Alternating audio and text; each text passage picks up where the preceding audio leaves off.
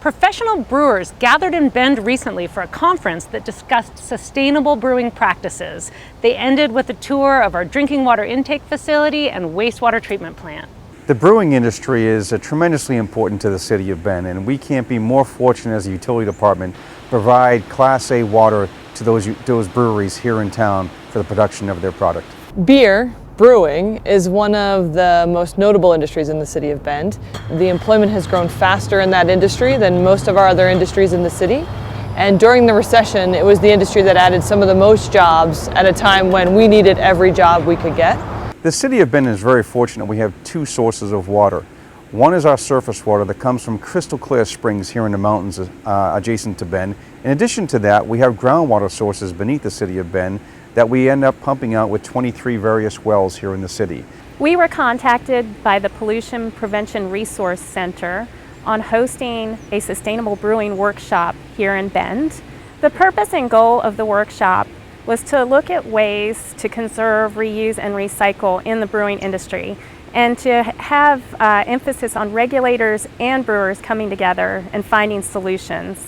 Well, the city of Bend is fortunate. We have a 36-year-old wastewater facility that's currently in an upgrade between $40 and $60 million. The process that we've chosen at this facility is very beneficial to our brewery industry as well as other industries who may be contemplating moving to Bend in the future. The tour consisted of a journey from our intake facility that's near Tumalo Falls. It's on Bridge Creek, through our new water filtration facility that just came online this year, and then touring several breweries including Deschutes, Crux, 10 Barrel, and Monkless, and ending up on our water reclamation facility. Monkless Belgian Ales is a family-owned and operated brewery here in Bend, Oregon, and we focus exclusively on authentic Belgian-style ales. Being sustainable is incredibly important to us, and it has been since day one on our one-barrel system.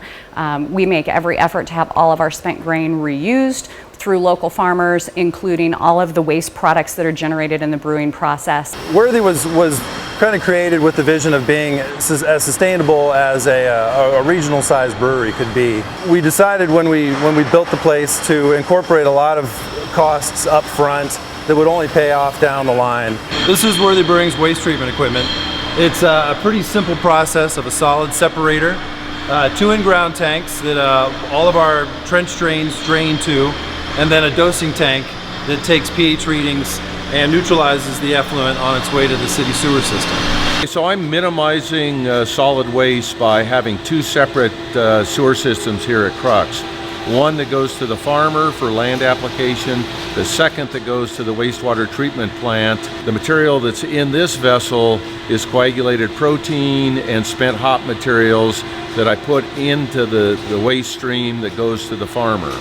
And the farmer's going to put it on his field for fertilizer.